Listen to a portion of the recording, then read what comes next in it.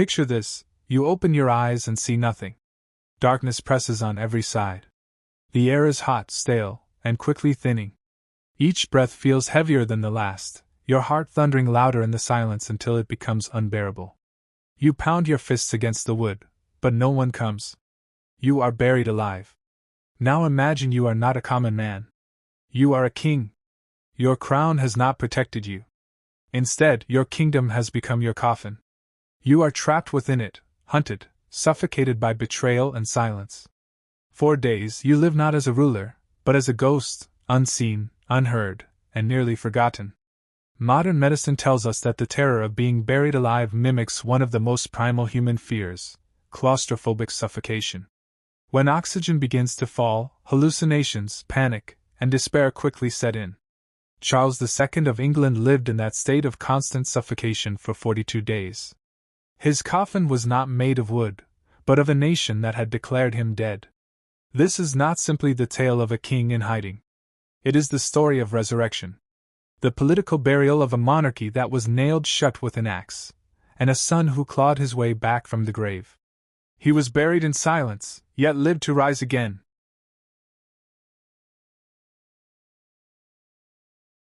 England in the mid-17th century was a land drenched in blood and divided by belief. For centuries, kings had ruled with divine authority, their crowns said to be chosen by God himself. That certainty shattered when Charles I, father of Charles II, clashed with a new rising force, Parliament. The dispute was not about small matters of tax or privilege, it was about the soul of the kingdom. Could a king rule without consent, as if anointed above law? Or was he subject, like all men, to the voice of the people? The answer split families, toppled churches, and drenched English fields with the blood of brothers. Parliament's new model army, led by Oliver Cromwell, proved too disciplined, too relentless. After years of war, the king himself was captured. The unthinkable followed. Charles I, sovereign of England, was put on trial by his own subjects. On a bitter January morning in 1649, he mounted the scaffold. Wearing two shirts so the crowd would not mistake his shivers for fear, he laid his head upon the block. With one swing of the axe, the monarchy was beheaded, literally and symbolically. 1,000 years of divine kingship ended in a single stroke. England declared itself a commonwealth. The monarchy was pronounced dead. The coffin was sealed. And yet, in exile across the Channel, an 18-year-old boy named Charles, son of the executed king, still lived. His supporters whispered, "He is king." But he was a king without throne, crown, money, or army. He was a ghost, haunting Europe, begging foreign courts for help. His coffin was exile, but his heart still beat within it.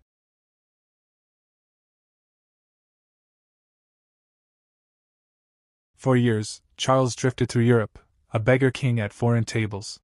To the world he was a relic, a dangerous pretender. To Cromwell's republic, he was worse, a traitor whose very existence threatened their fragile new order. But by 1651, Charles could wait no longer. He rolled the dice of history. Striking a desperate bargain with the Scots, who had once fought against his father but now feared Cromwell's growing power, he accepted their crown. With the Scottish army at his back, Charles marched south, hoping the English people would rise for their rightful king. They did not. England was weary of war. Cromwell's army was ruthless and efficient. And on September 3, 1651, outside the city of Worcester, fate delivered its verdict. The battle was slaughter. Charles's ragtag force was annihilated. Thousands lay dead. Thousands more were captured, many sold into slavery in the West Indies. The young king, towering at over 6 feet, stood out like a beacon in the chaos. Posters soon spread across the land offering a fortune for his capture, £1,000, enough to make any man rich for life. His description was printed for all to see. England itself became his coffin.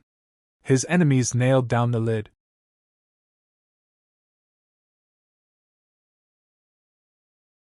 What followed was 42 days of suffocating darkness.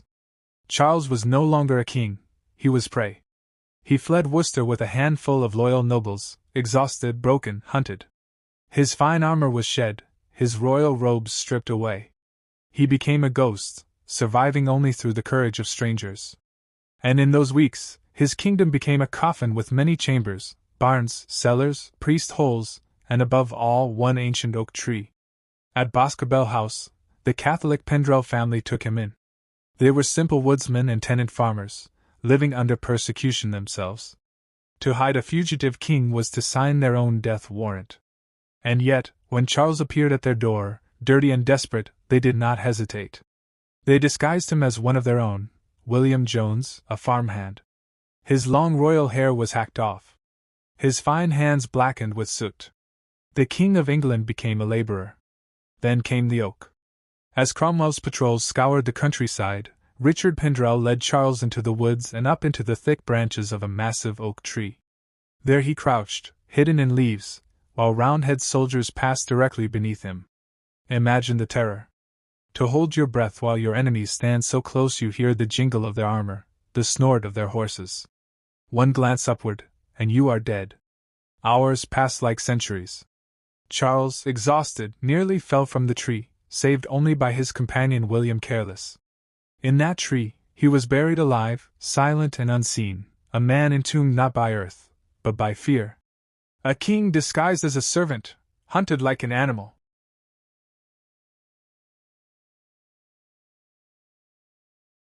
The coffin had many layers, and Charles moved through them all. One day he was a farmhand, the next, a servant escorting a gentlewoman named Jane Lane. Each disguise was a mask of survival.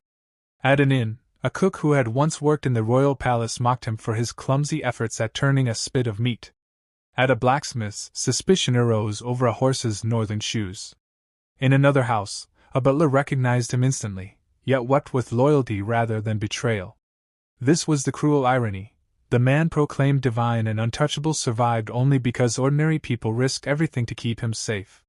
Farmers, servants, Catholic families, not crowns, not armies, not palaces, preserved the monarchy. Charles's coffin was padded not with velvet, but with the loyalty of the poor. The oak tree became legend. But the truth is that Charles spent 6 relentless weeks as a phantom, living one step from discovery, one breath from capture. Every knock on the door might have been his executioner. Every whisper of betrayal might have ended his line forever.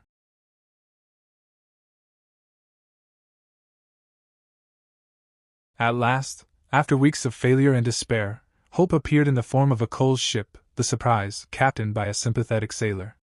Charles, disguised as a merchant fleeing creditors, boarded in the dead of night. Soldiers drank nearby, celebrating the death of his cause. Charles sat among them silently, hearing toasts to his capture, while hiding in plain sight.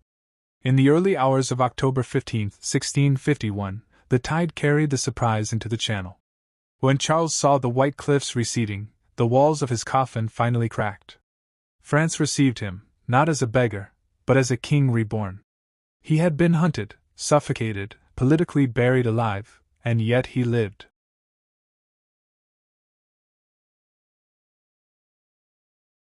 9 years passed before Charles returned to his throne. Cromwell's republic withered after its leader's death. The people, weary of strict Puritan rule, longed for their king again.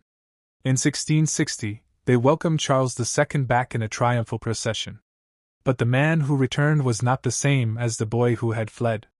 He had lived entombed in fear, dependent not on nobles or generals, but on humble strangers. He had seen both the worst betrayal and the most selfless loyalty. This shaped his reign. Known as the Merry Monarch, he embraced joy, wit, and life with reckless abandon.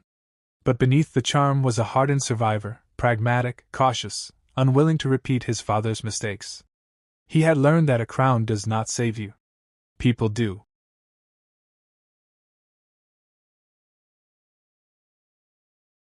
The royal oak is still remembered in England, not just as a tree, but as a symbol.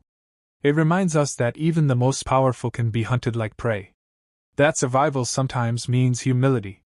And that resurrection, whether of a man or a monarchy, often comes through the hands of the ordinary. Charles II's coffin was never made of wood. It was history itself closing in. Yet somehow, he escaped its grip. His story lingers as a haunting echo. Even kings can be buried alive by their own kingdoms. But sometimes, they rise.